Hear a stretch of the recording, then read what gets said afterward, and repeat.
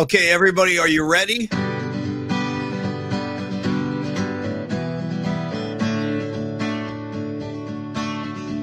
Creative Tony, yeah, what you doing now? You coach your little league, yeah, let's take a night reprieve. Gonna be some sweet sounds coming down on the night flight, on the night flight. This is your other home. Yeah, you know you're not alone. Gonna be some sweet sounds coming down on the night flight, on the night flight. This is your other home. Yeah, you know you're not alone. Well, that's it. It wouldn't be a night flight if I didn't walk all over something. After all, it was a piece I wrote and recorded for our night flight show. So thank you, Tony, for remembering. I would have forgotten.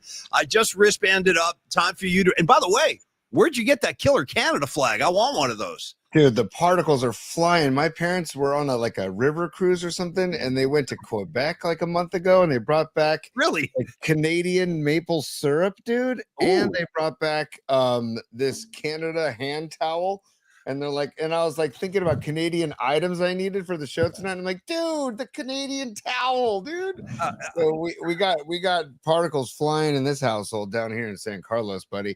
Let's go. I was going to say on the count of three, even though I can't hear you guys, Patty, Rags, Hum Daddies, Noemi, Beat LA, Miriam, Antonio. Dude, Antonio Funk. Welcome, dude. I like your handle, bro. Antonio Funk. Okay, on the count of three. 1, 2, 3. Oh, Canada, our home and native land. You guys get the point. Just let's go, Jays. Dude, this is turning into my favorite World Series in years. Honestly. Really has, because last few World Series didn't really turn me on. The Yankees fell on their face last year, and it is such a beautiful thing to watch the baggy eyes of a Snell just give it up, dude. Just giving it up at Dodger Stadium. Their fans are dejected. You could hear a pin drop. And by the way, the fans at Dodger Stadium, they sucked last night. There's a freaking library in there. Ollie, they're sucking tonight. They were taken out of the game from the first swing, the first pitch of the game. They were taken out of the game, dude. I just can't.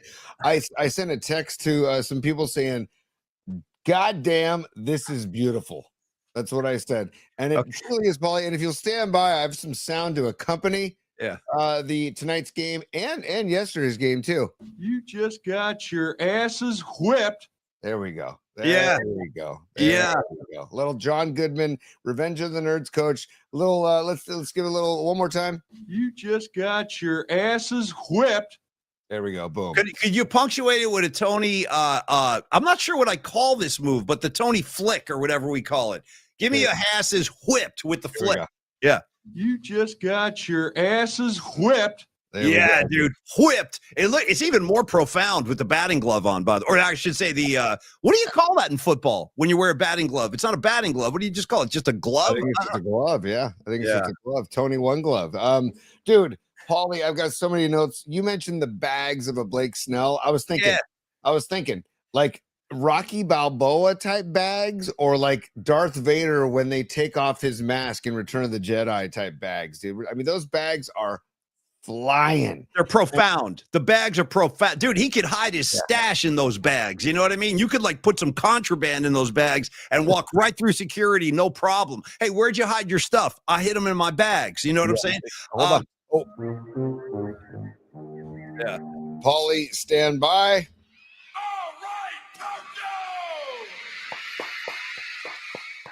We got Doug in Japan in the house. What's up, Dougie Fresh? Hopefully the Get Fresh crew in Japan is doing well. Thanks for chiming in, dude. And Paulie, I'm just in such a great mood. I'm drinking wine tonight, Paulie. I'm drinking wine tonight. Jesus Christ. Look at the size of that glass. What do you... Yeah, let's go. You know, Come on. It's a night flight. The Dodgers are going to be down 3-2. The series is going back to Toronto. It's a beautiful night. Let's Oh my celebrate. God. Huh? Okay. All right. I mean, next thing you know, I'm just going to bring a bong up. I mean, next, I'm just going to start stuffing tubes. If you're bringing out a 16-ounce glass of wine, for God's sake. Well, if anybody wants a great wine, VJB Cellars, dude. VJB Cellars in Sonoma, next to the Kenwood Inn. Great Italian spot. It's got its own piazza with a gelateria and a wood-burning pizza oven and a nice deli with all the cured, meats you could ask for, Paulie. They got your prosciutto. They got your Copa. So anyways, VJB Cellars. I'm drinking the Family Rosso blend because, Paulie, we are family, PNP Familia in full effect tonight. And I'm just thrilled. Hold on. Sorry. What can I say? I'm thrilled. 100%. And I'm keeping an eye on the score right now. Bottom 9, 0 outs, 6-1 Jays. Dude, what a glorious, glorious World Series this has been. I got to tell you, man, watching the Blue Jays respond the way they have after that 18-inning kind of heartbreaking loss, dude, this team they're not phased. Obviously, these guys are not phased. They're relentless, man. They just keep coming. I love their skipper. I love the vibe of the whole club. And what this kid on the mound he did tonight, 7 innings, 12 strikeouts for a rookie, dude, in the World Series. Yep. My hat is off to that kid. It's one of the better pitching performances I've seen in a World Series game in a very, very long time. And now PMP style, let's just go through it real quick. Treyu Savage, okay? Treyu Savage, greatest trays. Start it up, Tony. Greatest trays. Go. Trey Anastasio, the lead man for Fish, is my favorite Trey of all times. But you also have Trey Parker of South Park fame as well. Those are the 2 trays that come to mind. Let me see your trays and raise you a couple more. I'll throw in I don't know why I'm doing this, but I'm just throwing them out there. Trey Wingo, okay? A little Trey Wingo. I think he's an ESPN guy, right? Trey Wingo. So you got Trey Wingo coming off the top rope, and then maybe the greatest of all the trays, Trey from Boys in the Hood. Okay, Trey from Boys in the Hood, who was trying to keep the whole block in line over there with Lawrence Fishburne's help. Also, and then you got I mean, I love everything about this guy. I love his grill. I love the performance. I love his demeanor. I love his name. Great. Let's abbreviate to Savage. Shout out Rick Savage from Def Leppard. Okay, How about Randy Macho Man Savage, dude? Oh yeah.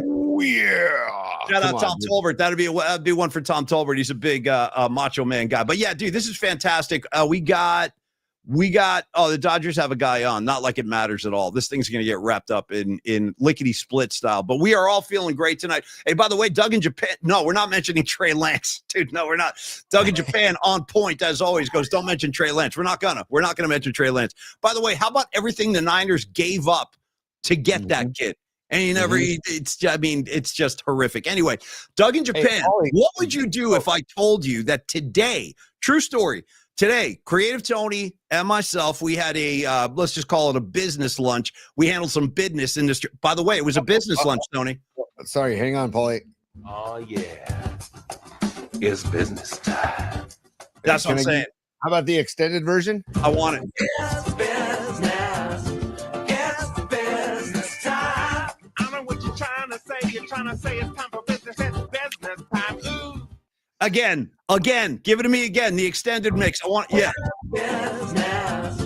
It's business time. I know what you're trying to say. Yeah. It's time for business. It's business time. Ooh. Dude, hell's yeah, dude. It's business time. But anyway, check it out, Doug. True story, man. Tony and I are in the city. We're having lunch with the higher ups of the Cron 4 management team. And dude, next thing you know, we're talking Doug in Japan at the business. I swear to God, dude, we're talking Doug in Japan today. During the lunch, we are name checking you, bro. So great to have you back on board tonight. Nikki DiFrancesco, what is up? And great to see all our friends online tonight. Arkansas Dave, thanks for holding it down in the South for us. Tony, let's get some kind of forecasting as we get ready to go back to Canada now. That's right, Dodgers. Pack your effing passports. You guys are getting on a bird and you're flying back to Geddy Lee's hometown, who, by the way, is in the house. Geddy Lee, how about this tandem, dude? You got rock and roll royalty at Dodger Stadium. Geddy Lee from Rush with his Blue Jays hat on. He's got his hair in a big ponytail. He's sitting right next to Chad Smith. Yeah, dude. Oh, the ring light's in the way. There it is. Perfect. That's Geddy and Chad Smith from the Chili Peppers taking in some World Series action. Geddy, dude, I told you, Geddy Lee is not messing around with Blue Jays baseball, dude. He's all about it. God, I love it, dude. I'm so fired up for Friday. Paulie, how about the fact that in the 12th inning, this is just a little fun look back. 12th inning on Monday night when Kershaw came to the mound. Dude, you know what? Can we stop right there for a second? Look, before you go deeper, and I want you to go deeper. Yeah. F Kershaw, bro. Yeah. F him. The guy he waddled his fat ass out onto the mound, and he recorded one out. One out. And he's like, walking up the mound screaming. It's like, bro, you're that psyched about recording one freaking out? I've had it with Kershaw. Get him out of my sight. I don't want to see it. You mean the homophobic Kershaw? The very same guy. Don't get me going on that again, dude. I spoke my piece on that yesterday, you know? Yeah, I'm with you 100%. I know you are. I'm not with you 110% because that doesn't exist. I'm with you 100%. So, Paulie, Kershaw came in for the 12th inning, bases loaded, 3-2 pitch. If Lucas doesn't swing at that pitch, which was ball 4, the Blue Jays would have taken the lead 6-5, and who knows, this series might have been over by tonight. Isn't that fun to think about? So now we go game 6 Friday, and it's going to be Yamamoto on the mound, dude. So the Blue Jays. You know what? Time for him to go down too. Time for Yamamoto to fall. It's time. I mean, enough. He was, and again, my hat's off to him. He pitched a spectacular game too. That ain't going to happen on Friday. I'm telling you, the electricity in that park, because the Jays win that game, they win the freaking World Series and sprinkle some dust on top. Tony, it's freaking Halloween on top of everything else. Like, you got yourself a perfect storm here, dude. A perfect storm. I'm pretty sure the Giants and Rangers played on Halloween. I'm almost positive in that World Series. I'm almost positive they played on Halloween. Yeah, I think which year was this? I'm free. Was that 2010? 2010. Yeah.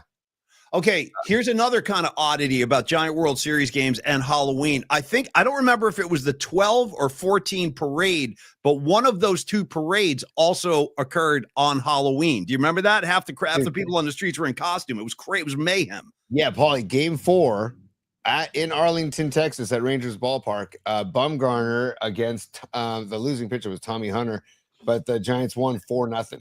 4-0. Let's see, Bumgarner 8 strong, 3 hits, 8 strong out of Bumgarner in that game 4 on Halloween, dude. Let me tell you a quick story about that game, Tony, because I was there for that game. So Bumgarner at that point had not built up his legend. He was just a young arm in the Giant rotation who just pitched the game of his young career, as you mentioned, in game 4. So check this out. After the game, Murph and I leave our seats. We go down to the tunnel. We're going to go into the clubhouse, talk to Boach, talk to the players, and they hadn't let the media in yet, so we were all kind of waiting out in the hallway. I've never seen this happen before or since. Bumgarner comes walking down off the field, comes down the steps into the tunnel. All the media members started applauding. It was insane. It was such a special moment. Like, nobody got to see that on TV. But as Bumgarner walked into the clubhouse, dude, everyone in the hallway was applauding him. It was incredible. And and then the next night, Timmy Lincecum went 8 innings. And then Brian Wilson came out and pitched that 9th inning and got the first San Francisco Giant World Series in baseball history. It was a really, really special time. But yeah, man, I have a similar. I've said this. I think I was talking to Nicky DiFrancesco about this Monday night at Longbridge.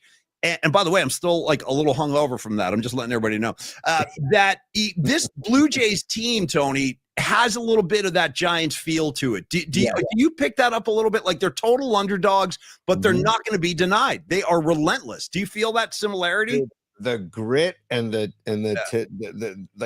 to come back and win yesterday was so impressive, dude. I was texting with my dad. I'm like, Dad, that's one of the most impressive wins I've seen in a long time after 18 innings going up against, dude, Joe Davis.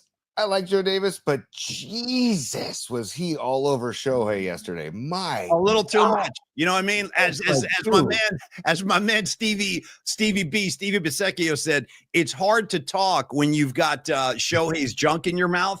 So all that he's able to do is kind of sound out some vowels, dude. Some vowels. That's what Joe Davis. And by the way, where did Joe Davis come from? It was like 2 or 3 years ago. I woke up one day and there was Joe Davis, and he's never left. He's been there ever since. Dude, he's coming out. He's got the ears going, dude. The ears are flying. And by the way, I'm not I shouldn't talk. I got ears too, but he's coming at you. The ears are like protruding. His whole thing. I don't know. I got mixed feelings on Joe Davis. I love some Glanville though. Love him. Or Glavin. I mean, Glavin, yeah. Dude, Glavin Smoltz is on fire. It's just the I don't have it. All in all, I'm not complaining. I'm not complaining about the broadcast. Thank you. Yeah. Yeah. I'm not complaining about the broadcast. All in all, it's fine. But it's just like Shohei this, Shohei that, and it's like just, dude, the Blue Jays could have easily just caved and been like, you know what, we're going 18-inning loss, and then Shohei on the mound, and blah blah blah blah blah. All the storylines. They didn't just win; they win handily, and then they come back again tonight. You savage with 12 Ks, Unbelievable, dude. I mean, dude, the Blue Jays at the plate and their aggressive approach, dude. I try and coach this with the kids and the coaching staff that I coach with. We try and coach the kids. Be aggressive at the plate, jump on the first thing you like, and just jump on it because it may be the best pitch you see the entire at bat, dude. Right out of the gates, Schneider with the best stash in the history of, well, one of the top mustaches in the history of baseball. I almost. Well, if you're going to rank them, let's get a couple more. Who else? I'll throw Sparky Lyle on the pile. If you remember Sparky Lyle, he had one of those big porno kind of 70s mustaches. A lot of guys did. Do you remember Phil Garner? Phil Garner looked like he was a porn star too in the 70s. A big bushy mustache. Yeah. I mean, I gotta go. Raleigh Fingers is probably the best stash in baseball with the curls. You know, with the little tips, you know, the little curly tips. But seeing as how it's a night flight and we can get a little bit risque, not all the way, but a little bit risque because we do have the Chronics watching. What's up, Cron 4? Good to be with you guys tonight. Instagram, YouTube, Twitter, all y'all. Great to have you on board. Tony, I'm just telling you what they're saying on the streets. Back in the day when you came out with that big Phil Garner kind of mustache, they call it.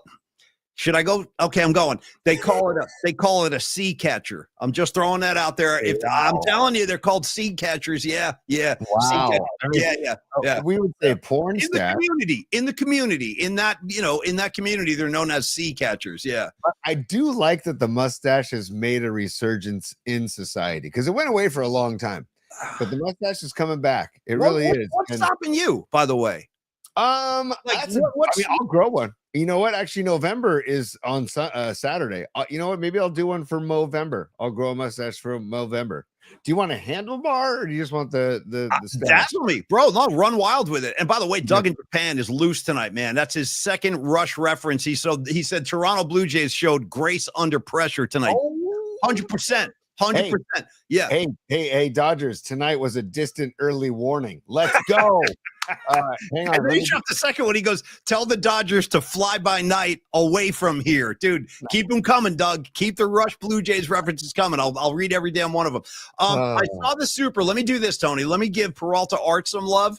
Then I'm going to answer that question because I saw that, Patty. So hang tight. I'm going to get to that 1 second. Okay. If we could. You cool with that, Tony? Yeah, totally. I am just loading up Peralta Arts just to be ready to go. So you go for it. Start it up and I'll get it going. Okay, and then we'll talk about Longbridge a little bit later on in the show. Again, I'm still on Cloud 9 from Monday night. That was so much fun, you guys. And for everybody that made it out, thanks so much. And for those that didn't, we'll get you on the next one. We're working on it right now.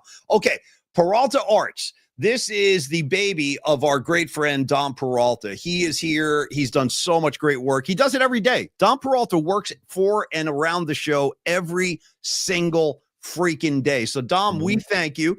Let me tell you a little bit about Peralta Arts and Company. This is where graphic design, illustration, music, and pop culture all collide. Peralta Arts is a full spectrum creative studio specializing in bold graphics, vibrant illustration, and visual storytelling, carrying forward the spirit of legendary Bay Area artists. Think about striking album posters, iconic album covers, immersive event branding, and a unique artistic perspective. It is a unique perspective Dom brings to the table. He's a very creative guy.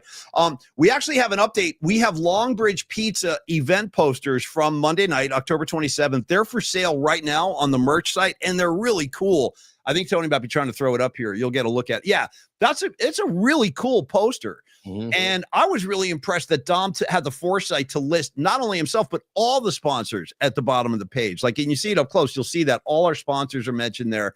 Paul, real quick side note. I was talking to Dom today because I was like, hey, I want to frame your Metallica poster. I want to frame the Longbridge, the roundtable poster, and I want to frame opening day from. And Longbridge. I want to frame the Sly Stone poster he gave me. I have that bad boy. I already have that up on the wall, Dom. It's in it's like in our dining room area, right near this lamp. It looks really cool. I'll send you a picture, but I got to get a frame on mine too. Well, also he said that he makes all the posters in the size of the quote the Fillmore poster size. Yeah. So if you go to Cheap Pete's, which is a long time frame shop And they're not that cheap, by the way. I've had a lot of stuff framed over there. It ain't cheap, as kind of the name implies. Don't expect you're not going to. It ain't cheap, but they're good. They do great work. I found out they do great work, and I also found out the reason why they're not as cheap is because everything is made here locally. So that's probably one of the reasons why they're not getting all their stuff from China or overseas. Everything's made here locally. So, but the Dom's posters, Cheap Pete's makes the exact frame size for all of his posters. So if you get one of Dom's posters, go to Cheap Pete's and you can get a frame immediately. So Cool. great stuff by Dom. And then here also Peralta Arts, Dom made the ticket stubs for our event on Monday here, and then he hand stamped every single ticket stub, Paulie. I don't know if you knew that, which is a lot of work. And there's the process right there of making the Bass shout out Bass tickets. But Dom hand stamping all the tickets, man. And there it is right there. There's the lineup of all the tickets. I got to be honest with you, Tony. I miss Bass tickets. I miss getting a ticket and then seeing the fish holding the tickets in his hand. Do you remember the little logo? It was like a fish in a top hat holding tickets in his hand. I miss that.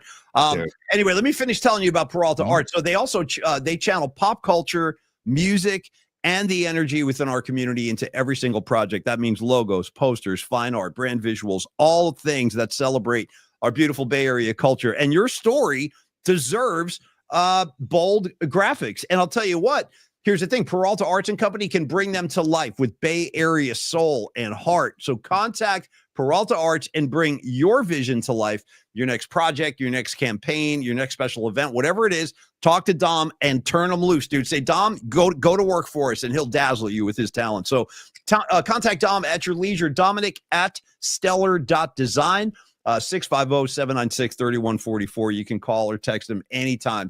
You see the info right in front of you there. Dom's super easy guy to talk to. A lot of you already know him, but for those that don't, definitely reach out to Dom and let Peralta Arts bring your next vision to life. Thank you, Dom, so much. Okay, it's a final. Dodgers have lost. The Jays go back home up 3-2. I got to be honest, Tony. I thought it might have been reverse of that. I thought if the Jays can get back to Toronto down just one game, they got a fighting chance. Now they go home, they're up one game. I think the Dodgers are in trouble. I really do. They're not used to being in this kind of position. They've been steamrolling teams all year. So now their back is up against the wall. They don't have another game to play with. I know Yamamoto's coming. He's ready to go, but I like the Jays' chances. I really do. To be honest with you, Paulie, I see this going 7. I really do. Saturday, I see game 7 on Saturday. Yamamoto is like a modern day Greg Maddux to me, dude. A modern day warrior, mean stride. Today's Greg Maddux, mean pride. Yeah, not dude. Today's Greg Maddux, mean pride. Yeah. Like I gotta tip my cap to a dude who goes back to back complete games, man. Like, and that is what Greg Maddux used to do. And dude, Yamamoto is doing it in similar fashion. He doesn't blow the ball by you. I mean, yes, he throws hard, but he's spotting the ball, and he's got all of his pitches break different ways. The guy is one of the most unhittable pitchers I've seen, damn near unhittable pitchers I've seen in a long time. So I mean, dude, if the Blue Jays wrap it up on Halloween, hell yeah. But I see this going 7 on Saturday, and you know what? And that'd be great atmosphere, dude. That arena, that dome will be raging. Unlike Dodger Stadium last night and tonight, the crowd out of it. Hey, Mary Hart, where were you last night in the late innings? Where were you? Mary Hart, dude. Yeah. You got Magic and Cookie. You got Prince Harry's at the game. It's starting to annoy me. I got Sydney Sweeney eating hot dogs. If you didn't see that, that's a whole thing now. Is Sydney Sweeney eating a hot dog? I've had it. I'm serious. Did you see that with it? Yeah. I'm like, I give an S that she's eating a hot dog. I've had it with her too. All those Dodger people. I know, and it's tough. I have such an inner struggle with Jason Bateman because that's where we're all torn. That's where we're torn. I mean, Bateman's done a lot. He's done so much for all of us. Shout out Ozark. Shout out this new thing, Black Rabbit. I watched that too. That's like really? Is it good? Yeah, it's good. Yeah. He plays. It's a very un-Bateman like role though. He's got long hair. He's like a kind of a hippie loser type, down on his luck. But it's pretty. It's worth watching. Yeah, dude. I mean, like I love Bateman. His podcast is great. with Will Arnett and Sean. I forget Sean's last name. And the Smart List podcast, and then also the movie Game Show or Game Night. Oh. Game Night rules, dude. Game Night rules. The cop next door with the dog and everything. Yeah. The cop next door is the kid from Friday Night Lights, and he's Plemons. Yeah, Jesse Plemons or whatever his name is. I love that. He's a good actor, that guy, for real. He's done some good stuff. You're right, dude. He's petting the dog. What's the dog's name? Help me out, because the dog's name is amazing. It's amazing. And then Bateman starts bleeding all over the floor. Remember, he cuts himself. There's blood on the dog. There's blood on the rug. Oh, it's a great one. If you haven't seen Game Night, definitely jump in. It's solid, man. It's a great call, Paulie. But I love Bateman, but they didn't show Bateman tonight. I got him. No, I saw him. They showed Bateman at one point. Okay. It was early on. He was like high-fiving the guy next to him. But I was happier to see Geddy Lee made the trip, man. And Geddy Lee flew he is not messing around when it comes to baseball. He is dead serious about his Jays. Dude, Tom Peralta in the chat. Time stands still in Toronto tonight. Hell, yes. Keep it coming. I love this. Keep it coming, man. Yep. Keep the Rush references coming. That's right up my alley. Okay, so let's do the Patty Super. I promised her I would get to that. Yes. And then there's a couple things I do want to talk about this actual game, but let's get Patty, because Patty rules from Lake Havasu. Patty sends to Paulie from Mikey. What did you think of the Bruce movie? He has thoughts, and happy Wednesday to all. Well, I saw it yesterday. I went after the show. I went over to Fairfax. I got to tell you, it's a really good movie, but if you don't like Bruce Springsteen, I wouldn't recommend you go see this thing. And it's not I think a lot of people are misinformed, where they're going to this movie and they're thinking they're going to get like the Queen movie was like so triumphant and glorious, and it has that big majestic ending at Live Aid, and you're all pumped up. Dude, this is the opposite of that. This is about a guy who is losing his grip on reality. He's losing his grip on his sanity. He's at a really, really and I know all about this before because I'm a big Bruce fan. So for me, I enjoyed it very much. I was emotional throughout the entire movie, man. It's a tough watch. This is not an easy film to sit through. Again, if you don't like Bruce, you're probably not going to find much there for you. I think it's really for Bruce Springsteen fans. So you need to know Nebraska, and you need to know like the depths of Bruce for this movie to appreciate it. Yeah. I would say so. I mean, in a nutshell, this is the story. So in 1980, he releases this album, The River, and Hungry Heart is on there. It's his first #1 record. So now he's becoming like a big successful rock star, and it freaked him out. So and they show the record company, they're pressuring him. Hey, give me another hit, record some new songs. We want more hits. We got to capitalize on this. Springsteen starts to unravel. Because he's like, I don't even know who I am. I don't know what I'm doing. I'm lost. He's pushing people away. Like there's like a relationship he's involved with where he pushes the girl away because he doesn't know how to do it. And he goes the opposite direction. He records an acoustic record in his house, totally isolated. Took it to the band, and he's like, no, this has got to come out just exactly the way it is. And those songs are about like bank robbers going to the electric chair, like a murdering spree. I mean, they're really, really dark. The songs on the record are super dark. So again, for me, I enjoyed it, but I did get emotional a lot throughout the movie. But I don't recommend it to non-Springsteen fans. I just don't think you would find anything there that you'd be interested in. You know, how was Jeremy Allen White? I assume I love the kid. I thought he was great. And Jeremy Strong plays John Landau, Bruce's manager. Nice. Yeah, and the big thing, and again, if you read the book, Bruce Springsteen's book, all this stuff is in the book. Like he actually has a nervous breakdown. Like he totally loses it. He's almost like catatonic. And they show him in the movie just sitting in his car, just looking out the window with like a blank expression on his face. He's just lost it. He's lost. He's in the abyss. So he goes to a therapist and he's trying to get back up on his feet and stuff like that. And he eventually does. Then he recorded Born in the USA and boom, he's a global icon and all that stuff. But I enjoyed the movie very much. That's me. I don't know if non-Bruce people would find anything there that would interest them, to be honest. Yeah. By the way, Paulie, the Hum Daddy's saying, were you as emotional as Murph was for the Jerry Jones scene in Landman? So the other night we're hanging out. I'm hanging out with Jake and all the Hum Daddies. And at one point we see Jerry Jones on TV. And I know Rod Brooks like loves riffing on Jerry Jones. So I go, hey, Brooksy, look, there's your boy. And we're looking at Jerry Jones. All of a sudden Jake's like, he said that Jerry Jones did a cameo on this Landman thing, and he said Murph was talking about it on his show recently, and he said that when he saw Jerry Jones, he got emotional, and I was like, is this kid messing with me? I don't even know what's going on right now. But he said, no, he was serious that he got him. I don't know how to respond to that, Tony. I'm going to let you address that. I don't know what to say to that. Well, here, I'm going to respond with this, and I'll explain why after. It's business. It's business time. I know what you're trying to say. You're trying to say it's time for business. It's business time. Ooh. So I'm playing that because Jerry Jones supposedly said, quote, Cowboys are open for business in the trade deadline and trade talks. So Rags, I don't know I don't know what that means personally, but you know what, the Cowboys are open for business for trades. Dude, Kirk Cousins wants a new home. Paulie, AJ Brown, the Eagles might be shopping AJ Brown. I don't want Kirk Cousins, no matter what. Don't bring his banged up ass out here. I know, like Shanahan's always had this like infatuation with him. I don't want any part of Kirk Cousins, dude. He's underwhelmed me his entire. What's he ever done, dude? What has that guy ever done? Nothing.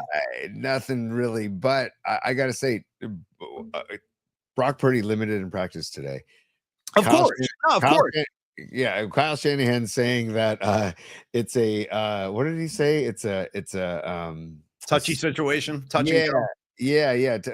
Shut up the cars, touch and go. Touch and go. Oh. Yeah. And that it's not as black and white as it may appear like to others, and that we have no idea who's going to be the quarterback for the 49ers at MetLife Stadium this Sunday. And that is here we are, you know, tomorrow, Thursday. I did see good video of Keion White joining the Niners, number 56. That's cool. And I'm excited that they made a move for him. But I have no idea who's going to be under center on Sunday. And so when Kirk Cousins starts saying, I want to be traded, does Kyle Shanahan perk up his ears and be like, hey, I hope not. I pray to God that we don't have. I mean, do you find any redeeming qualities in Kirk Cousins? He hasn't done a damn thing, dude, in several seasons. I mean, I feel better about Kirk Cousins than I do of Adrian Martinez. If we had to go that to sounds like a made up, like Adrian. Who is Adrian Martinez? Honestly, like who is this guy? I don't know anything about Adrian Martinez, and you're telling me we might see him in the Meadowlands on Sunday? Is that what you're telling me? I'm saying I don't know. Like I'm saying like Spicoli, dude. Where's that? Hold on. No. Yeah. Oh, here it is, right here. Oh no. Oh right? no. Yeah. I don't know because Mac Jones is beat up. Purdy's day to day, and I don't know. I mean, Mac Jones has given it 100%, and I applaud the effort. But like Tolbert was saying on Monday night, that Mac Jones is basically a statue in the pocket. Like he doesn't have the mobility that Brock Purdy does. And I'm sure that Adrian Martinez has too, as a young kid, as a young QB3. So I'm just saying the fact that Kirk Cousins is being vocal about this is very interesting. And then the AJ Brown factor, because we don't know what Pearsall's situation is. We don't know what Ayuk's situation is. There's rumors about the Juwan Jennings being trade bait. Like, I don't know what this is going to be a wild trade deadline for the NFL, buddy. Because from today until next week, it's going to be pretty hectic, I think, because I heard the same thing. I've heard well, first of all, Juwan Jennings apparently took down his Instagram page today. Ooh. I love when guys do that. Oh, Brandon Ayuk scrubbed the Niners from his account. Ooh. So anyway, that's how they communicate now. They're making a statement. But anyway, so Juwan Jennings apparently shut his Instagram page down today. And I heard the same thing you did, that he is now like being discussed in trade different packages for the 49ers, which is fine with me. We've talked about it all year. He ran his mouth. When he got on the field, he's been injured all year. And when he has been on the field, he is underwhelmed. He is short arm balls. He is drop balls. He took a penalty the other day. I'm just not feeling Juwan Jennings. I would package his ass in a heartbeat to get some help on the defensive line, especially for an edge rusher until we get Huff, and Bosa next year. But until Huff can come back, they need somebody who can apply pressure to the quarterback. So get rid of Jennings and give me a pass rusher. That's where I'm at. Hey, Paulie, whoever gets Jennings, I'm going to send them this soundbite. Drop. Yeah. Okay, dude, I don't know what Jennings, you've been disgruntled, dude, and you got a raise after last season, and it wasn't enough. Dude, you give me $15 million for 2 years, I'm not going to complain. Right. For a good year, not a great year. Good year. He had a good year. He was good. Yeah.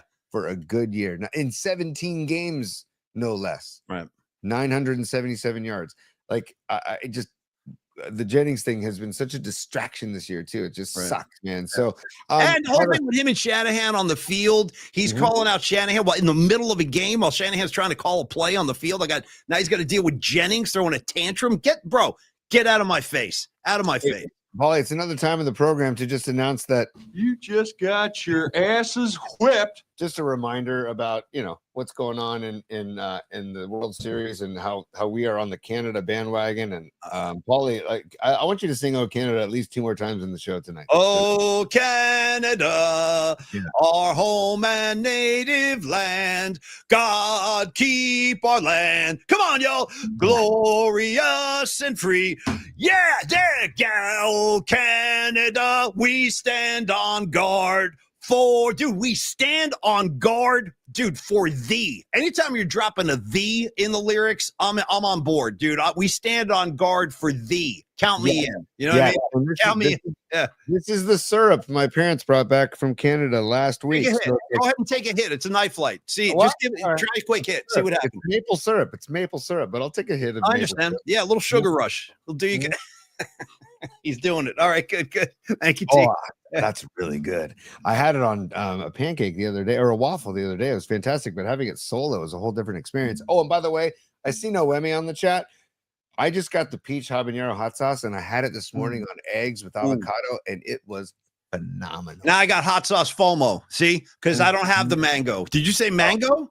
No, the peach habanero, dude. Okay, habanero. How's that? Fantastic.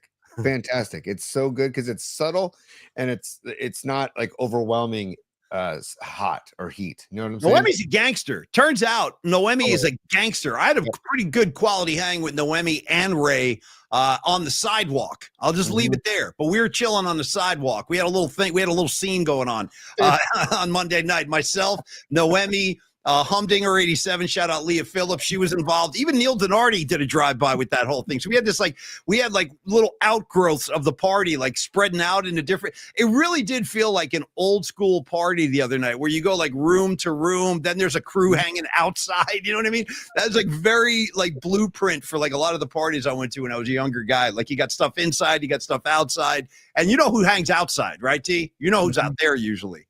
Dude, who? The stoners. The stoners are always outside. They're like in a little cluster. Yeah. Well, it was funny. If somebody was like, hey, have you guys seen Paulie? Have you guys seen Leah Phillips? I'm like, I think they went for a walk. Yeah. No, we're just checking on the piping outside. Yeah, this is regulation. You guys are good. We're just doing a quick inspection. That's all. Yeah. By the way, NorCal Refrigeration and HVAC checking in saying waffles are an upgrade over pancakes. And you know what, NorCal? I totally agree, dude. If I had to choose between a pancake and a waffle, I'm always choosing waffle. Well, now here's the theory. Let me tell you the thing, though. Here's the thing with that. I think it really depends on who's making the flapjacks. If you have a skilled chef involved, you can deliver some quality griddle cakes. You got griddle cakes, flapjacks, hot cakes, pancakes. I've never seen a breakfast food that has more names than a traditional pancake. Yeah. Do you have a waffle iron by any chance, Paulie? If we do, I never use it. You know what I mean? I'm a pancake guy. I'm a strawberry pancake, blueberry pancake. I made you blueberry pancakes, I think, not too long ago.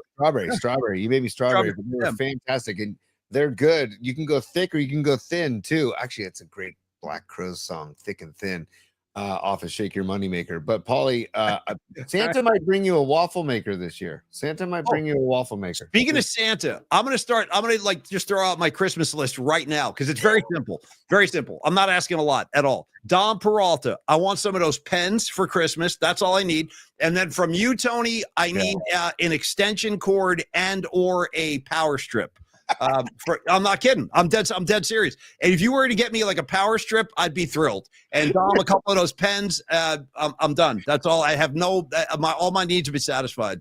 Here's Paulie when he opens up the power strip from me. What can I say? I'm thrilled.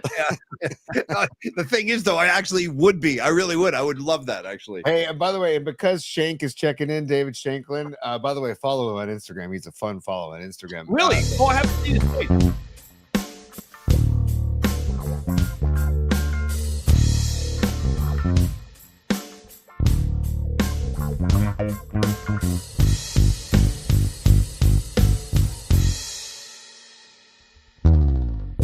He's got the top 3. He wears a beach robe from the streets Yeah.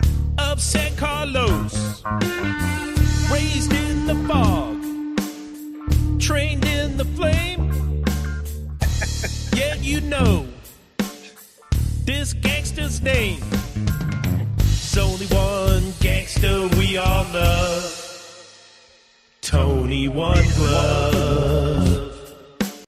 There you go, buddy. I just had to get a taste because Shank makes some great. Shank, by the way, made us the first song ever in the history of Polymax Particles, Hans Lufa, which we might honor later on in the year, at the end of the year, in our holiday party, Paulie. Oh, no, it's a guarantee. We've already carved out the Hans Lufa Award. We also have a special trophy that Dom is working on right now in his workshop. I can't give away the name of the trophy, but it's based on the Lombardi trophy in the NFL. And I've seen some sketches. Dom's mocked up. It's incredible. So just so you guys know, so the next thing we're working on is, since Tony mentioned it, Yeah. is our end of the year Christmas party, because we're going to take some time off at the end of the year, much deserved. I'm sure a lot of you are too. A lot of people travel, you go see your family, and you should. That's what the holidays are for, man. Everybody go do your own thing. We'll resume in the new year. But before we do that, before we take a holiday break, we want to have a big party for the PNP Army, the PNP Familia. We want to get everybody together. And I say, dude, no holds barred. Let's just have a throwdown. And at this party, we will also give out our year-end awards, and we're making up the list now. It's going to be a lot of fun. We don't have any details yet because we're still working on the location and the date. But trust me, the second we have the info, we're going to share it with you guys, and we'll make sure as many of you can come down as possible. Yeah, Paulie, we're looking at the second Friday of December, I believe. I didn't even know that. Okay, good. No, nobody told me. Okay, good. No, we're throwing out dates. The second or third Friday, the 12th or the 19th of December is what we're throwing around. But that's just the first piece of information that we're looking at, Paulie. But that should be a throwdown for sure.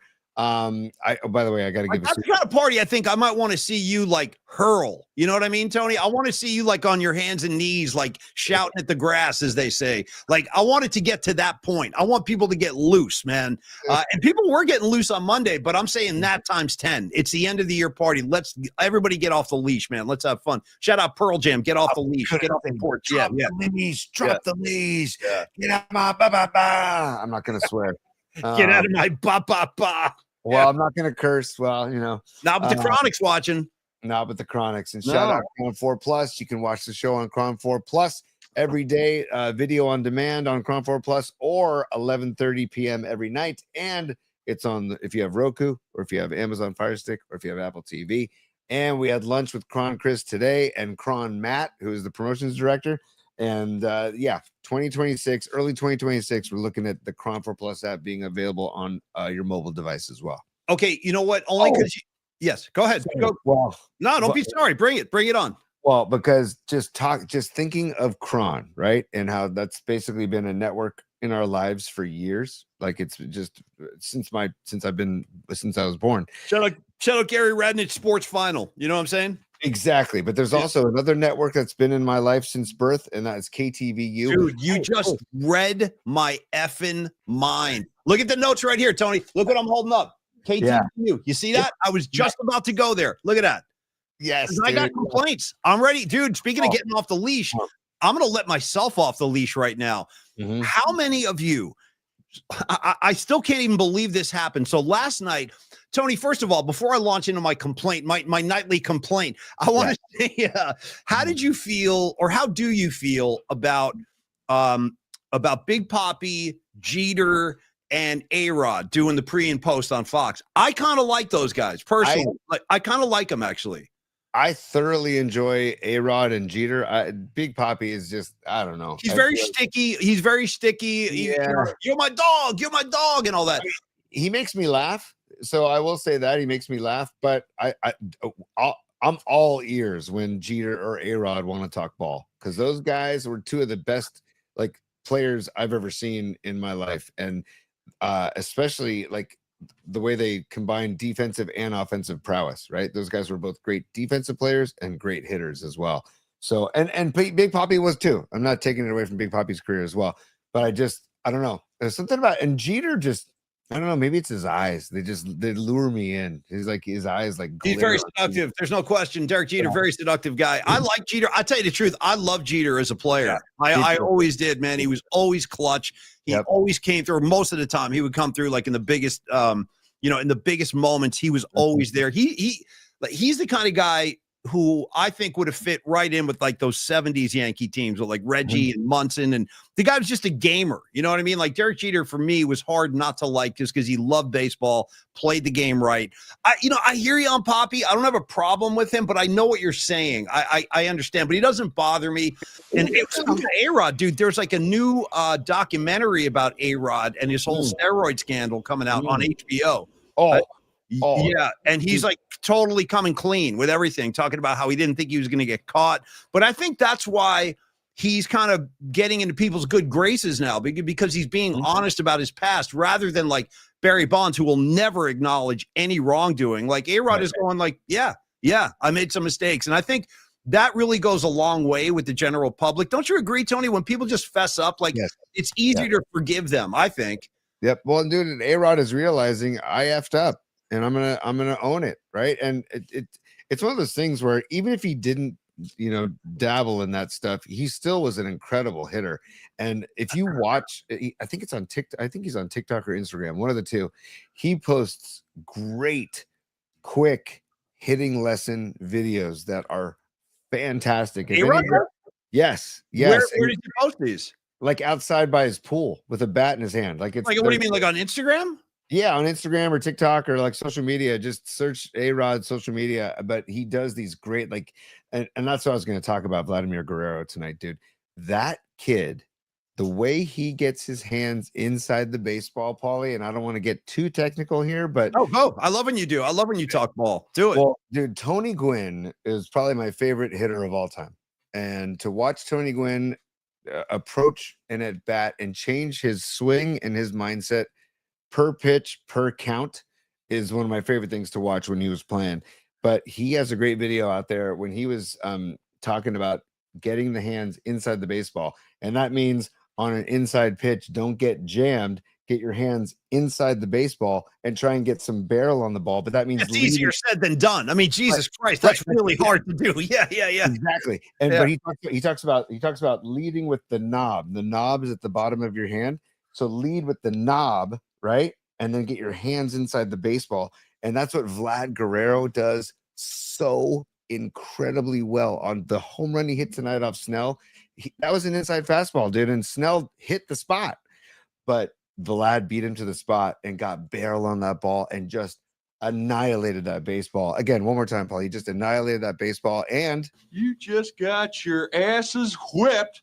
I'm going to play that ad nauseum because I'm so happy about this game.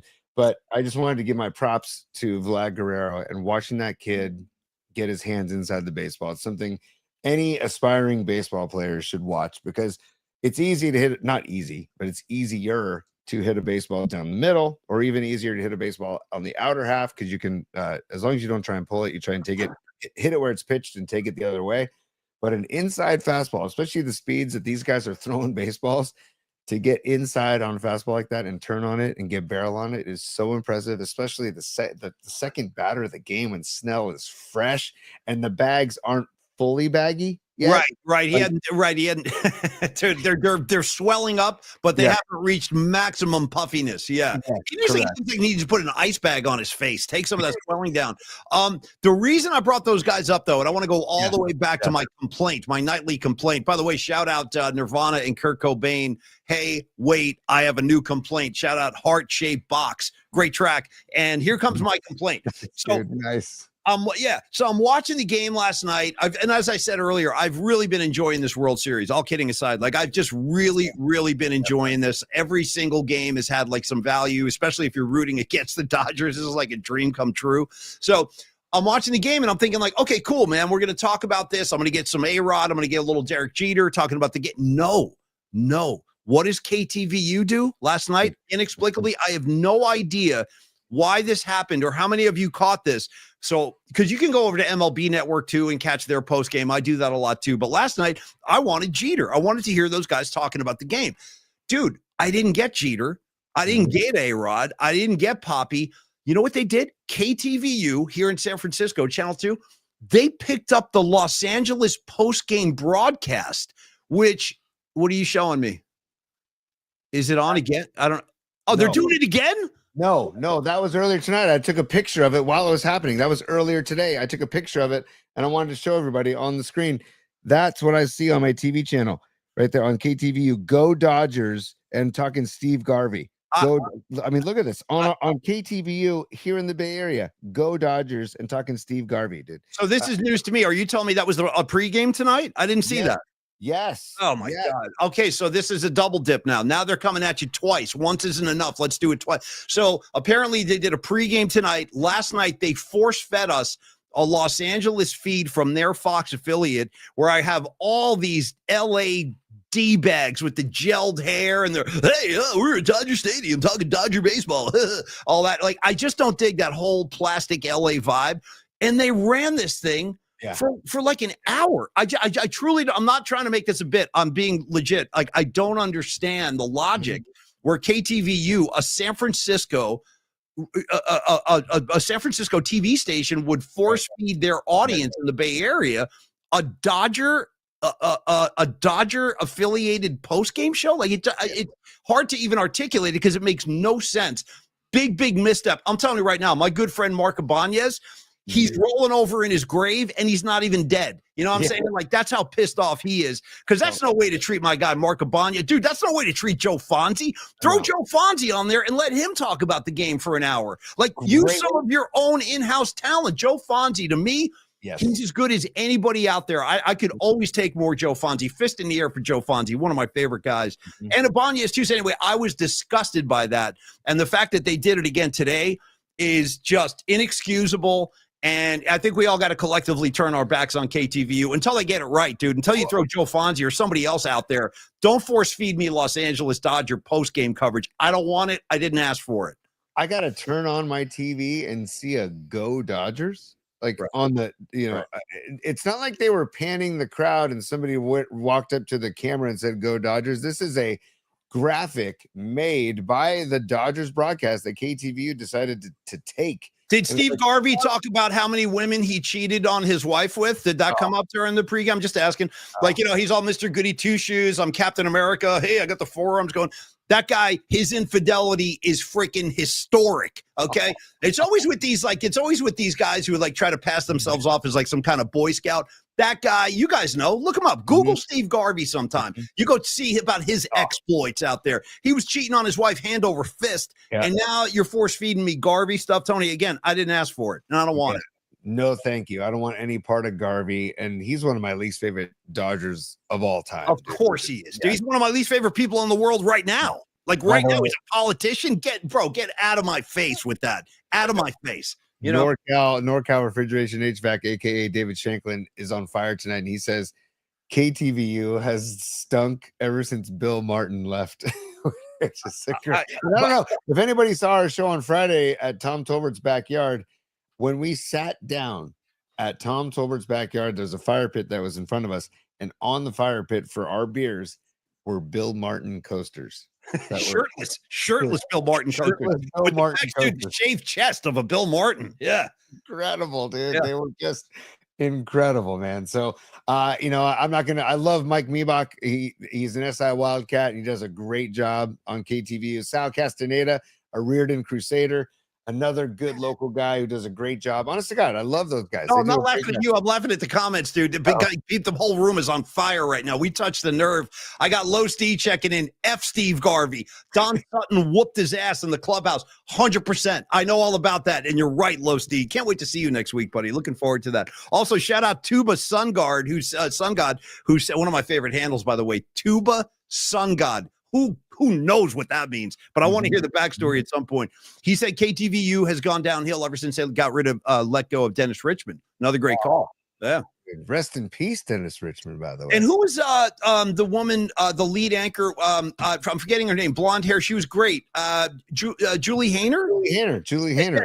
And dude, Leslie Griffith before her. And Leslie Griffith, for God's sakes. And again, we are good friends with Mark Ibanez. All kidding aside, he's a friend of mine. Yep. And I'm sure that pissed him off too. He's one of the great Bay Area sports voices. Where is the person, that says, hey guys, this isn't a good idea? It's a bad idea. Don't give a San Francisco audience a Los Angeles postcode. Are you guys out of your minds? Yeah. You know who's in charge over there? Some jackhole, like the jackholes they got over at the other place that cut all of us loose. One of those jackasses who just like rolls into town. Hey, I know what we're going to do. We're going to beam an LA show into San Francisco. They'll love it. Oh, they'll love it. Not really. The D-head. Yeah. D-face. Yeah. You know what I mean? By the way, can we give props to our friend Jake Jolly too while we're giving props? Because Jake Jolly, if you're listening, if you're watching the broadcast, and he does this for NFL on Fox as well, but he is responsible for all of the great music you hear going to break. And he did some Neil Young. He did some Chris Stapleton tonight. A couple that come to my mind that ring a bell right now. I can't remember last night, Tony, in consecutive breaks, I got a Throwing Stones from the Grateful Dead, and the very next break, dude, I got a Working Man from Rush. Yeah. Working Man, dude. How about that? He played Interstate Love Song by Heard it. Great choice. Great choice. By the way, what do I have to do to get you to call Jake Jolly and get him on the show? That's Tony's buddy, by the way. Try to book his ass. I will, because he's a great dude. We had him on our show when we were Paulie's podcast on KBR, and so I'll reach out and get it. It may be after the series, but still, it doesn't matter because he goes right from the World Series to NFL on Fox. So we'll have to ask him if he can join the show and come on with us, and because he's great. He's a music head, he's a sports head, obviously. Super cool guy. Cool guy, got a great gig, and he does a great job. So we'll try and get him on the show. And also, I gotta just say, dude. The defense by Toronto, so impressive. The defense by Freddie Freeman, I got to be honest too. That guy. They had a bunch of mishaps tonight. How about the throw from Mookie Betts? It should have been a double play, like in the third inning or whatever it was. He was a horrible throw. Very unusual. Mookie has not had a great series, by the way, at the plate or in the field. He's batting like $150. They moved him down to the third slot tonight to try and take the pressure off of him and in the 2 slot and put Will Smith in the 2 slot. But Paulie, Freeman at first base has saved their hind a ton defensively. He's made some great plays, but also, hey, Teoscar Hernandez, when you have nobody on base, okay, and you're not Teoscar is not known for his defensive prowess, and you have Blake Snell on the mound, right? And there's a ball that you're wondering should you dive for. I mean, I'm glad he did, because it ended up being a triple for Varsho, right? Yeah, that was a bad look too. That was just an ugly looking play. Just an ugly looking play. Yeah. Because dude, I promise you, the way Snell was kind of locked in after he gave up those 2 home runs, he was in a groove for a little while. And then that kind of unraveled him again. But I saw him shake his head, and he doesn't show a lot of emotion, but he did. He was walking back to the mound, like shaking his head. I'm like, good, we got him. We got this guy. Yep. He's off. Now he's off his axis. Yeah. Yep. Yeah. I mean, I would love it if they get Game 6 on Halloween. The Blue Jays get Game 6 and just wrap this ass up and just celebrate all weekend long. But I have a feeling with Yamamoto going Game 6, I have a feeling it's going 7, dude. One more great comment from Stevie B. Dookie Betts. Shout out Green Day Dookie Betts. Love Steve saying maybe if the Jays win the World Series, it'll shine a light on what actual hitting can bring to a ball club instead of just trying to hit for power, like actual situational hitting. The Jays have been doing this the entire postseason. They get guys on base. They move them over by any means. Could be another hit. Could be in like a hit and run situation. They've done so much fundamental stuff. Like, it's fun. Dude, it's fun to watch the game of baseball being played correctly because it really isn't played that way for the most part anymore. Pitchers are trying to blow heat by you, and all the guys are swinging for the fences, and it's just a dull brand of ball. And I totally agree, Low Steve. It's been just glorious to watch actual baseball being played by the Toronto Blue Jays. My hat's off to them. It's been a lot of fun. 100%, Paulie, and their approach at the plate. I said it earlier, but I love how aggressive they are at the plate. I also love this kid Barger in right field. He dove for a ball and hat comes flying off, dude. The hair's flying, dude. I love that kid too. The Jays are playing with a lot of guts, man. And also, there's a thing that we coached when I coached at SI, and I still coach. It's called reading the path of the pitch and reading the ball in the dirt. And when the ball leaves the pitcher's hand, if you see that it's heading towards the dirt, you want to anticipate taking the next bag, because the chances of the catcher catching it cleanly, getting up and throwing you out are very slim. I mean, now in the bigs, obviously they're much better behind the dish. Will Smith is one of the best defensive catchers in baseball, but Barger was on first and 2 balls in the dirt to Will Smith, and Barger takes second and he takes third on balls in the dirt. And I was like, that is just great fundamental baseball, man. I was just like, that is the kind of stuff that I love, because it's so hard to get that 90 feet, man. And if you can get that 90 feet, take advantage of that 90 feet, it's just like get ahead, get on, get ahead, get in, right? It's just when I saw that, I was like, that's good fundamental baseball. And I'm watching it with my son, just saying, like, Dom, you seeing this? Are you seeing this? And he's like, yes, Dad, I'm seeing it. He's like, here's what Dom was doing. Dom was like this. He was like, huh? Yeah. Yeah. That's what they're all doing, bro. That's what they're all doing out there. By Paulie, the way, you are not Bobby, far off. what, Tony? I said, you are not far off, dude. That's I not know. far off. How old is Dom right now? How old is he? He's 11 and a half. He's Here we go, bro. Here we go. Wait till oh boy, yeah, you're yeah. Okay, get ready. It's coming, dude. The storm is coming, bro. The storm is coming. What do you want, Dad? You know what I mean? Yeah. Last night we went and got pumpkins in Half Moon Bay, and then we had dinner in Miramar, which is a great Did you go to spot. Lima's Farm? No, Lima's was already closed because we Dude, got there. Lima's Farm for life. I wish I still had little kids young enough to go to Lima's Farm. I freaking love it down there, bro. The little hayride and stuff. It's the best, man. Lima's Farm on one side of 92, and then you got Pastorino's on the other side of 92. I don't know about Pastorino's. What's that? It's the same style of a farm where Okay. pumpkins and they do rides, they do all kinds of stuff too. And Scott Pastorino is a dear friend of mine who I've known for years. He worked at KBR for a little while, but his family runs the Pastorino farm. So you got Limos on one side, Pastorino's on the other. But we went down to Farmer John's, which is down at Highway 1. And then we go to Miramar, which is a great restaurant right there in Half Moon Bay. But dude, I'm getting the 11-and-a-half-year-old slouch while he's sitting at the table, you know. And I was like, hey, dude, can you sit up? Yeah. Oh, Dude, I know it's the best. My favorite is when Tony said one day, he was like, dude, I was coaching freaking my team, and like my kid was out in the outfield and I was in the dugout, and I was like, Dom, move over, because you were like trying to adjust his defensive positioning in the field, and you said he was in the field like, oh. yeah. Like throwing his hands up like in the middle of a game. By the way, I want to shout out a new face. I don't recall seeing you, so welcome. What's up, Fozzie? Good to see Fozzie in the house. He goes, if you guys remember, F-A-S-I, Fozzie or Fossey, good to see you, buddy. He said that if you guys remember, right after, I think it was the All-Star break, the Giants played the Blue Jays, and the Jays had something like 30 hits in 3 games, dude. Like, he's like, don't forget, we saw that earlier this year. It's a great call, bro. It's a great call. I didn't think that, I truly didn't think, though, that the Blue Jays would be in the, I never anticipated, I know they won 94 games or whatever it was, but I didn't think they were going to be in the freaking World Series challenging the Dodgers. And I would say one more thing, Tony, about like going back to Toronto. I actually think all the pressure is on the Dodgers. Oh, no question. They are not supposed to be in this position where they're trailing. Their backs are so far up against the wall. And you saw it tonight. They're playing like a team. They've tightened up. Instead of like meeting the moment, you see defensive miscues. You're seeing pitching miscues. And I love it. It's great to watch this team unravel. And we saw it tonight and a little bit last night, too. Oh, yeah. It's business time.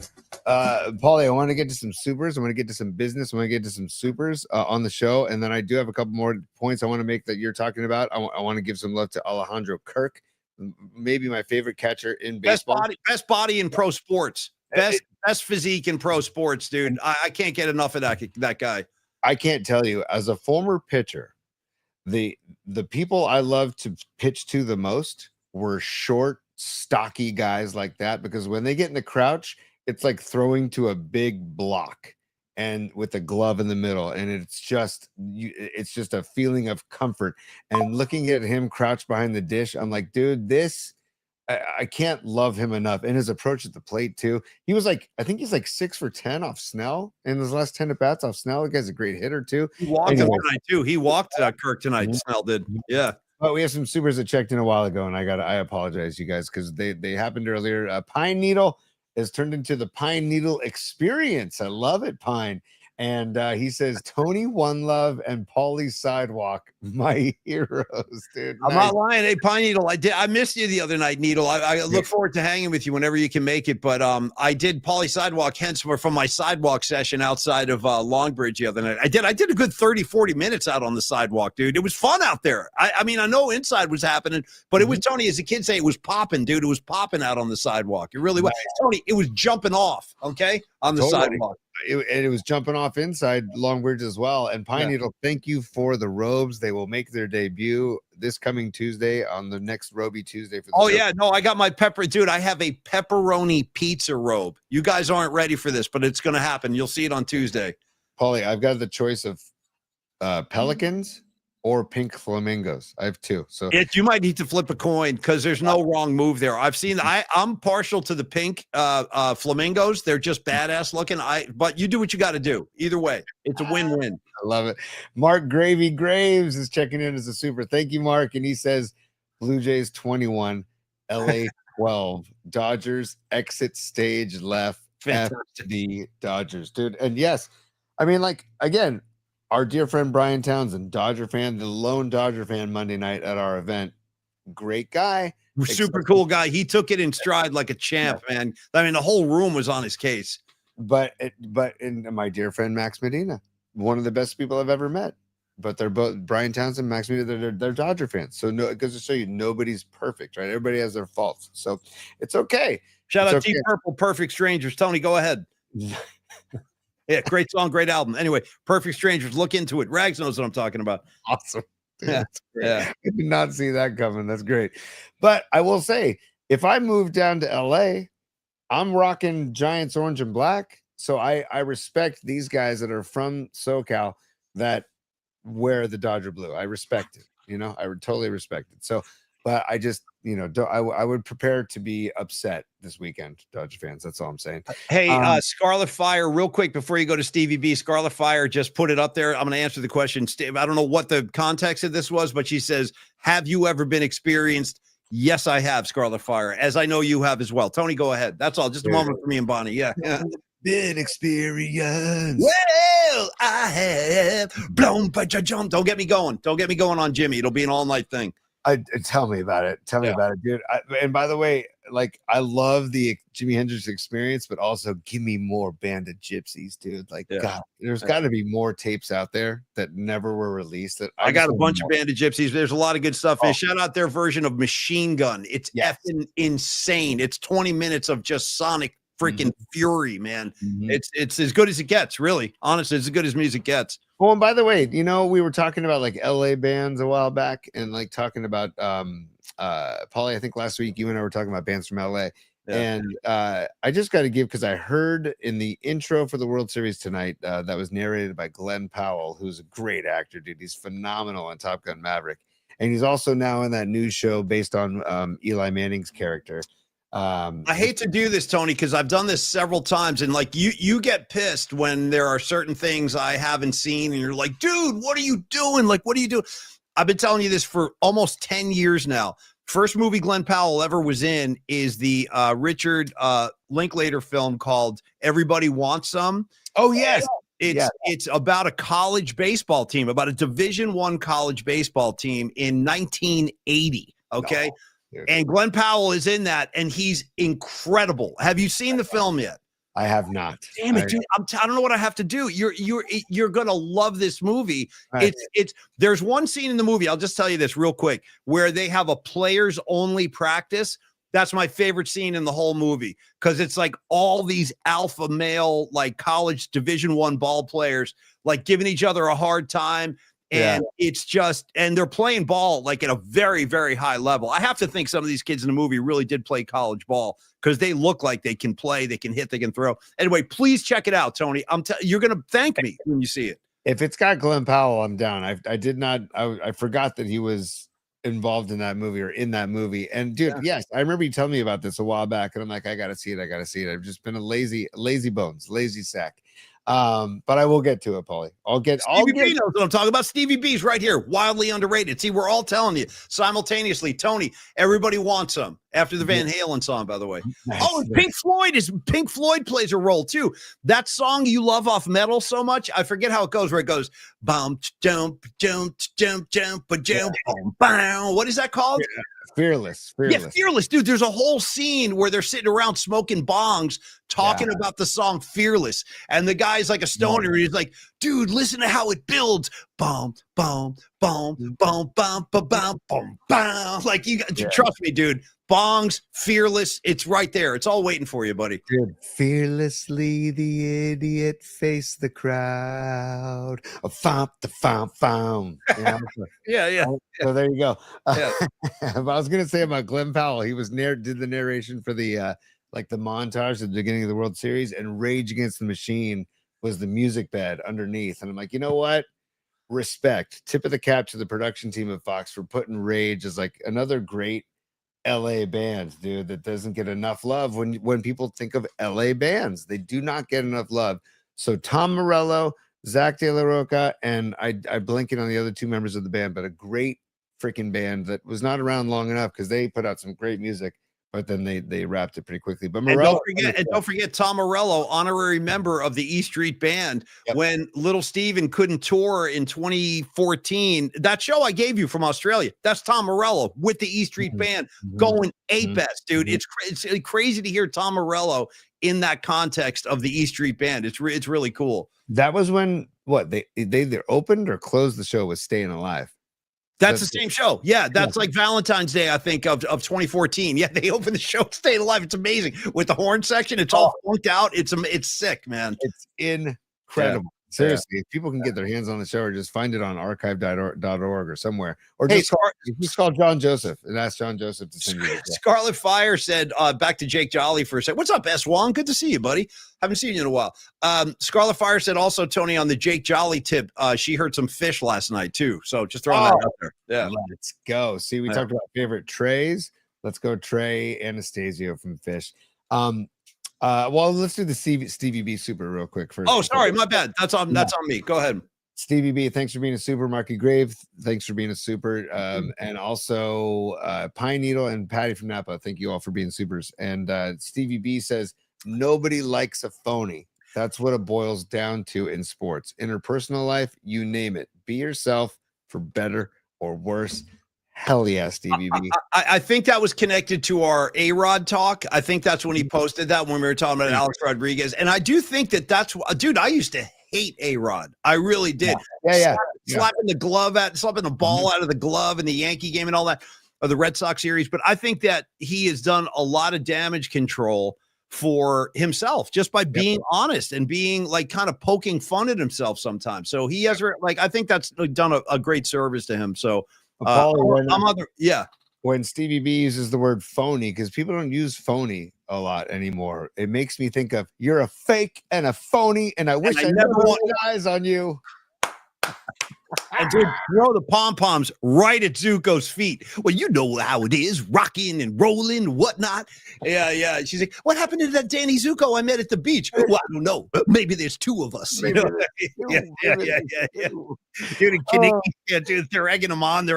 Yeah. Dude. Doesn't she throw the pom-poms at him? Right at his feet, dude. She spikes him at his feet, and then it just runs off, dude. Runs off crying. But you know it wasn't going to last. You know they had to come back together. And then we got round two. She slams the door right on his nards, and then he's got to do the whole stranded at the drive-in. Brandon a fool, dude. Brandon a fool. What are they going to say Monday at school, Tony? What are they going to say? You know what I mean? Is that why? Isn't that why you left me? Oh, Sandy. You should never get us started on Grease. We'll go all freaking night with this, dude. Stranded at the drive-in, branded a fool. Yeah. Oh God, sorry, man. Oh boy, Paulie, that just got me going on the side. So, Paulie, if you had to, I'm looking at my the one thing I want to tip my cap to is this kid, you savage, right? What a night! 12 Ks, rookie pitcher, 12 Ks, man, dude. 12 Ks, and also in the minor leagues, I think John Smoltz said pitching in front of like 325 people. in the minors this I year. heard that too. How insane. That's what's so cool about baseball, that you can make that kind of leap in the same calendar year. Now he's shutting down like the offensive juggernaut that is the LA Dodgers. That's what's great about baseball, man. That stuff can happen, and it's like a storybook thing. That could have been a screenplay or about this kid's performance, you know? Dude, I'm looking at his stats. He was in single A ball, Right. and then he went to Vancouver, and then to New Hampshire, then to Buffalo AAA. I mean, it's just incredible, dude. But also Smoltz, again, the Church of John Smoltz. He was breaking it down. Not to get too technical, but like, How about me you teach calling kids to look for Glavin release at the beginning of the show? How about that? Where did I pull that up? Yeah, I really like Glavin on the broadcast. I don't know. It just came out. I don't know. Glavin, Maddox, and Smoltz. I mean, how are you going to F with that, right? You can't. You But- don't. Right, but you teach kids to look in this box above the pitcher's shoulder for the release point is what you really kind of teach, right? And to focus on that and look for the release point and try and pick up the pitch. Dude, you Savage, he's up here, dude. Like he's straight up top, and the league average for height of release point was 5 inches or 5 feet 8 inches. You Savage 7 feet 1 inch for his release point. So these guys are down here. You Savage is up here, and that ball is just coming straight down, dude. I mean, straight down. Like, and then that slider, the slider doesn't break like diagonal, it breaks straight down, dude. I mean, he was on one tonight, and I just was so impressed by that kid.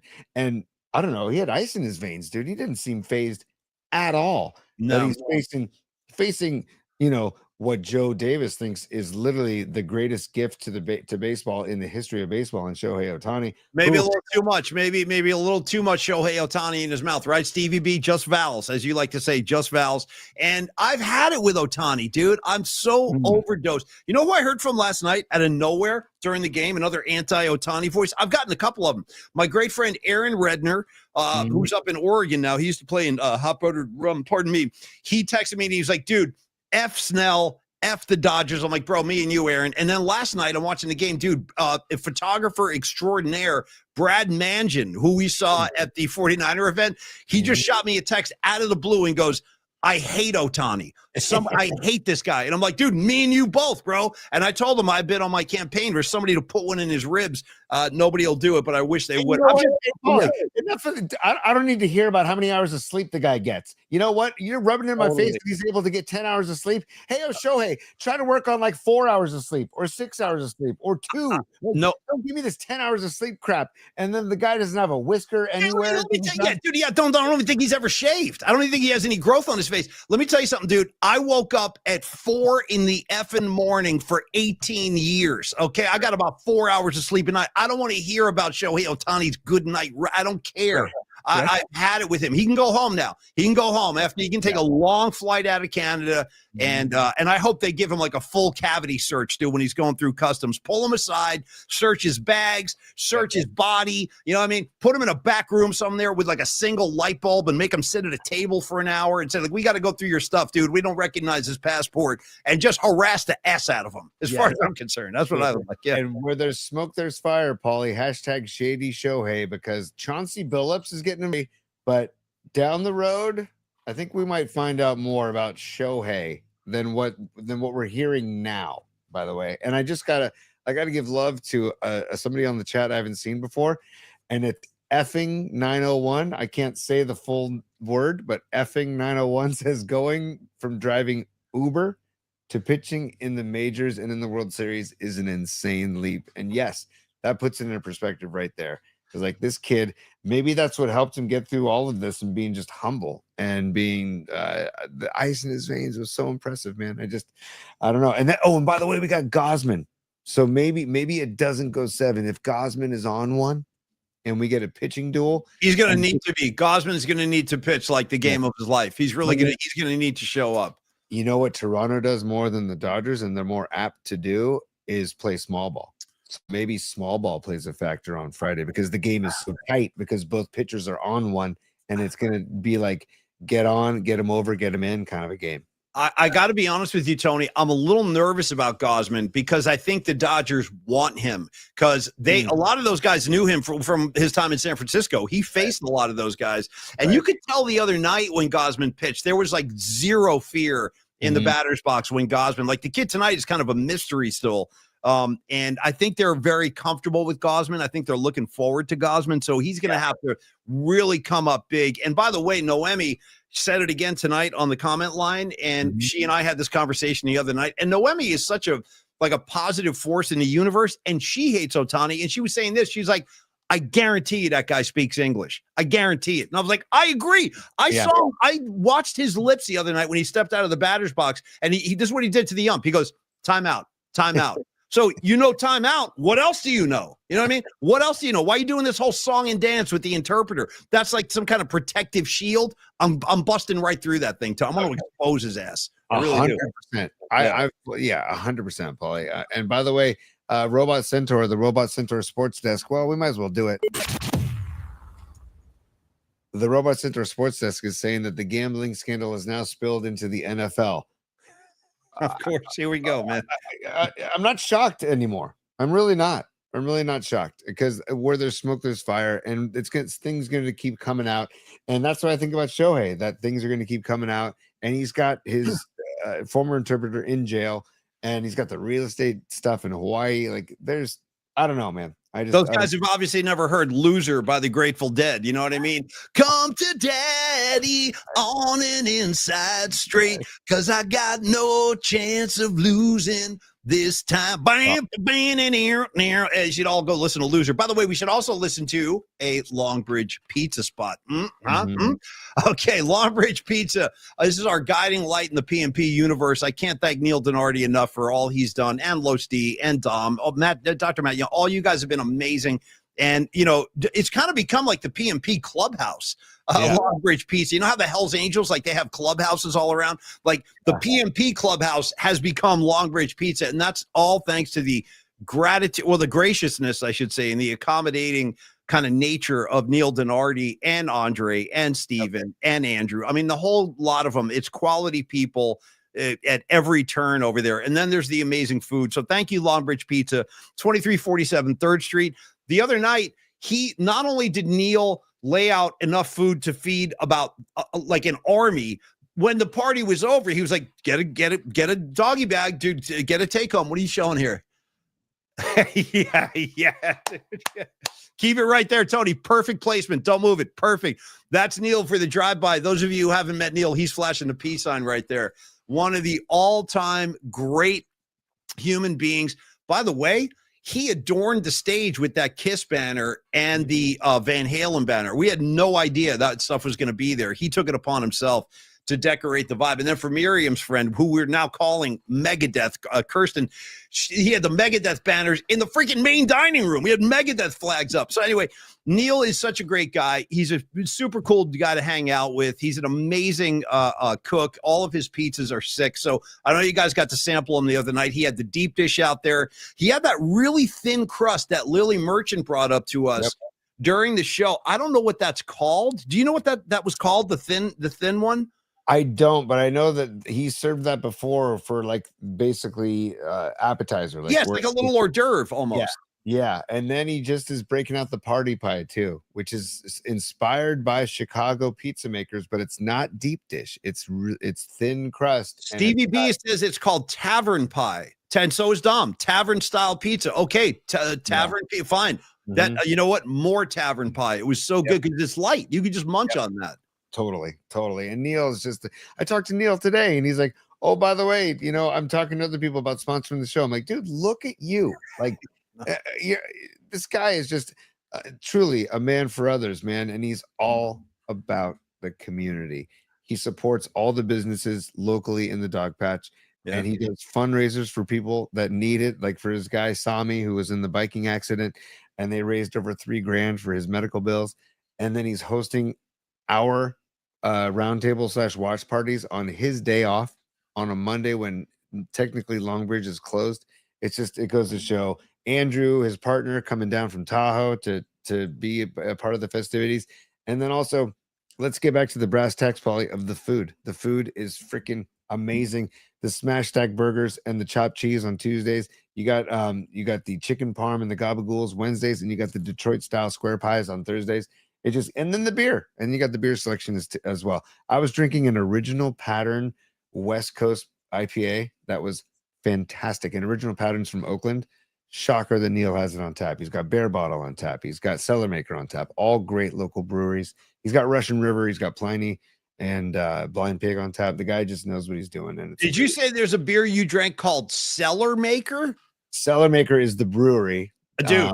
I want an out of the cellar brewery. Can we get? I'm dead. You're laughing. I'm not even kidding. That's not even a joke. I want like out of the cellar on tap. You know what I mean? Give me a large invasion of your privacy, please. And Tony's going to have an out of the cellar draft. Thank you, guys. Thank you. Anything named after Rat, or give me just like a Piercy ale. You know what I mean? Yeah. Give me one of those Stephen Piercy ales. Do you have any Bobby Blotzer Light? Because I need one of those. Tony, beers named after the guys in Rat. Let's make that happen in 2026. Fine. Just give me a dance IPA. I'm good. Give me a Wanted Man Light. You know what I mean? Give me a lack of communication dark, if you could. Yeah. That might be my all-time favorite Rat song. Lack of communication. One of the great riffs of all time. Yeah.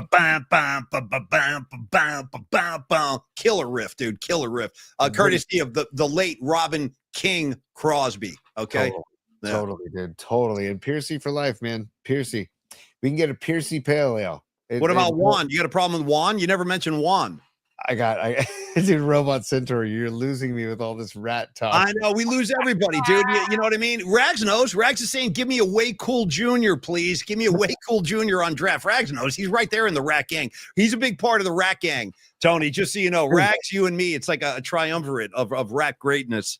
Also, Ian Weiland saying rat and roll. I can't tell you how many times I've texted Paulie those words, Ian Weiland, rat and roll. By the way, I didn't get a chance to say this to you, but I loved your pre-show Rush quotes from tonight. That was awesome. On the link you sent, that was killer, dude. The world weighs on my shoulders. Phenomenal.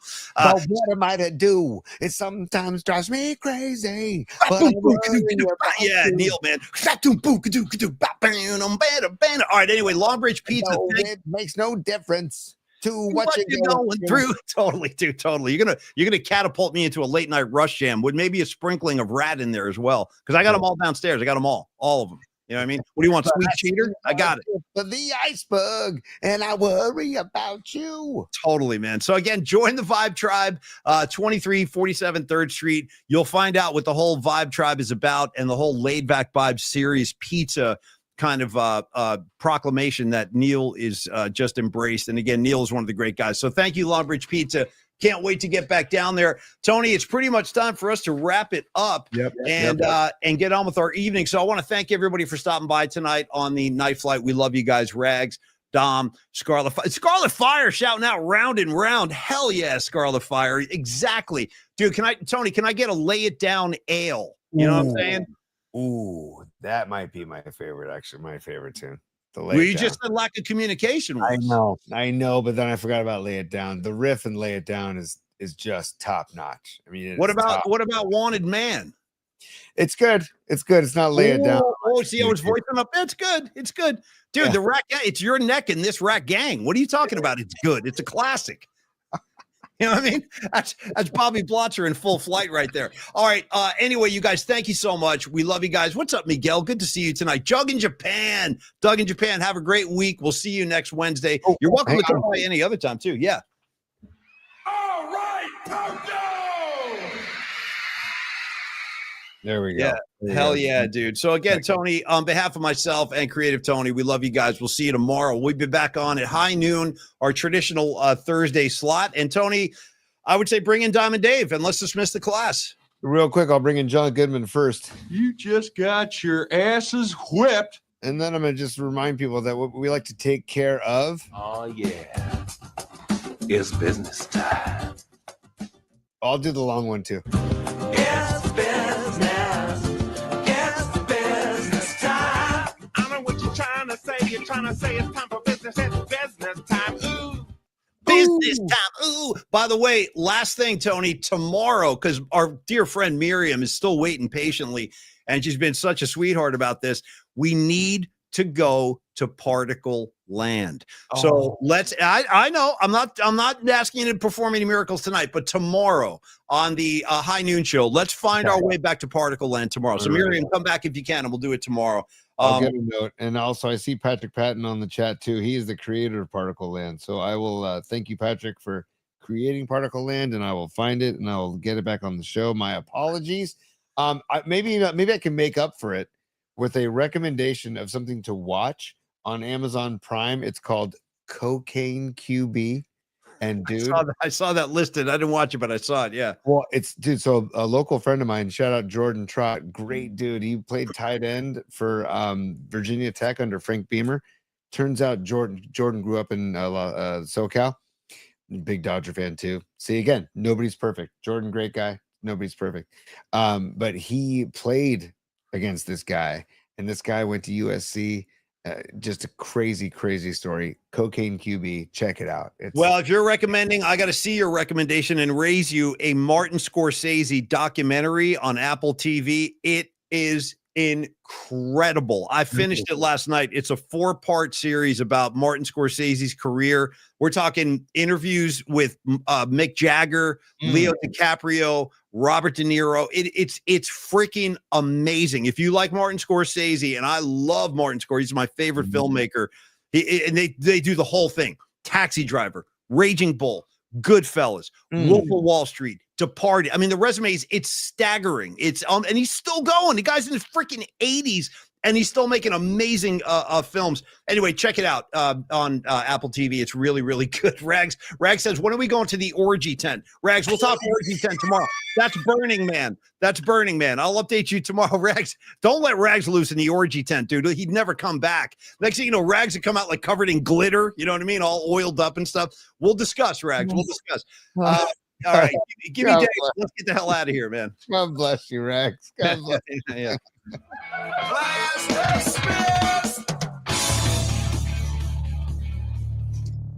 Thanks, y'all. Love each and every one of you guys. Pib Ford, what's happening, brother? And we'll see you back tomorrow right here. High noon, y'all. And until then, you guys have a great night. Cheers, everybody. Peace, everybody.